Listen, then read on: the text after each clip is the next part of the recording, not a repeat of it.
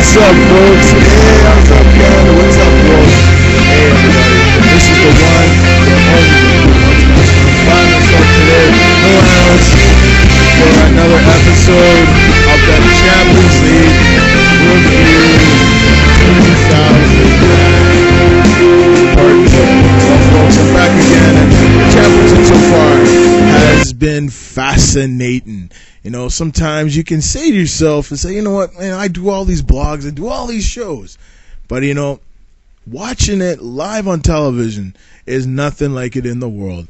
And be able to watch more games this year on Rogers Sportsnet in Canada has been just phenomenal. And it's been awesome to be able to watch more games that I could never see before on TSN.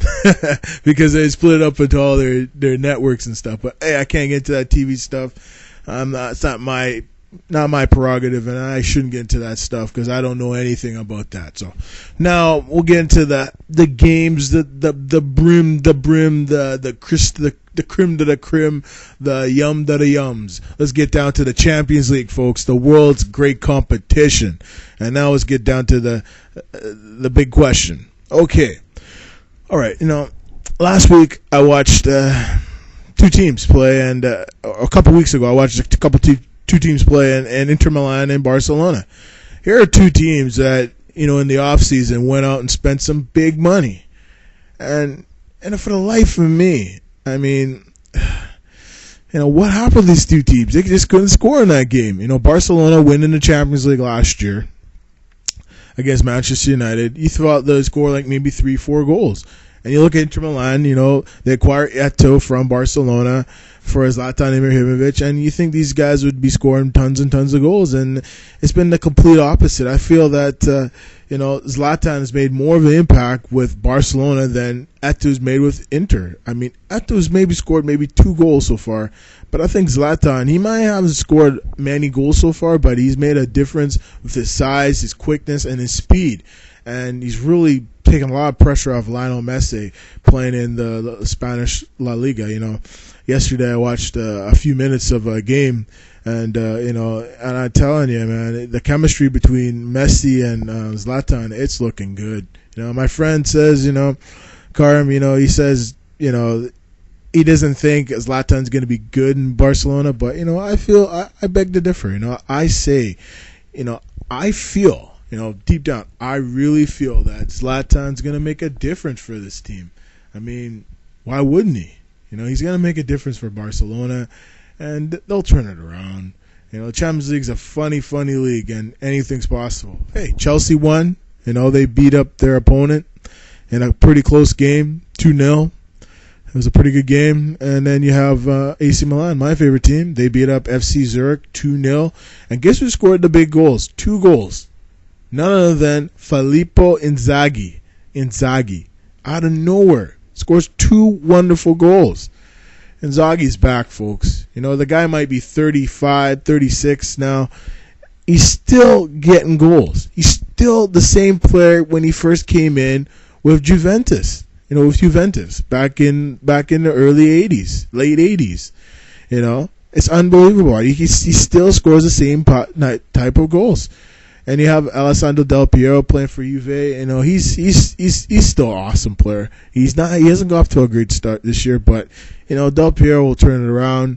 You know, Juve, they won their game pretty handily. So, you know, Arsenal came close to losing. I mean, Liga were up 3-0. Arsenal came back, tied up, but they're up 2-0. Liga. You know, the Belgian team, and Arsenal came back and tied up 2-2, and then they won it 4-2 eventually. But, you know, Arsenal just showed that they have so much talent. You know, Arsene Wenger is a genius. I know. He might have lost Kalouf,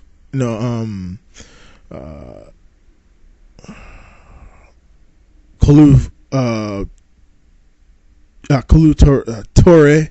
They might have lost Torre this offseason. You know, they might have lost a few others this offseason, but, you know, he's just proven that, you know, he doesn't need the best players in the world to be a good team. They acquired Vermaelen from Ajax, of Amsterdam, and he's really made a difference on this team. He's really opened up the midfield. Arjavan gets a full season with this team. He just played in the Champions League with Arsenal, and I feel he's made a difference too. Arjavan is really, this guy is the reason why Russia is going to be a threat in the World Cup to win the World Cup next summer in South Africa. And if you want my honest opinion on those picks in South Africa, I mean, Nigeria, for me, they look good. Some of the players for Nigeria have got off good starts. Omofabi Martins is playing pretty good for his new team. Wolfsburg, and Wolfsburg's another team that's in the Champions League this year. Eden Dzeko, great player. Gafete, another great Brazilian. He's really come up onto the international stage and showing people across Europe and the rest of the planet that he's a great talent. And I feel that the national team Brazil should give this guy a shot at give him a shot to play. I mean, that's what you want. You want to get an opportunity to play at the highest level. So, okay, now we look at the games tomorrow in the Champions League and Tuesday. I look at Dynamo Kiev. Do they have any chance against Real Madrid? Absolutely no. I'm taking Real Madrid to win that game 3-0. The other game we're looking at on tomorrow, Tuesday, Manchester United. Do I think they're going to lose? Absolutely. It could happen. Anything's possible. I think they're going to win their game too, so I'm going to have to see who they play. But, if you want my honest opinion, I feel those will be the big winners tomorrow, Man U and Real Madrid. So it should be interesting. Olympique Lyonnais, I watched them play last week. They look good. I think they'll win their next game. So, Glasgow Rangers, do I think they're going to win? No, I don't think they'll win. I feel they just can't score goals, and they're going to probably end up in the new Europa League sometime in November. So, okay, folks, that's all I got to say for today for the Champions League Review 2009 Part 2. We'll see you next time. Thanks for watching, and keep watching, and keep playing.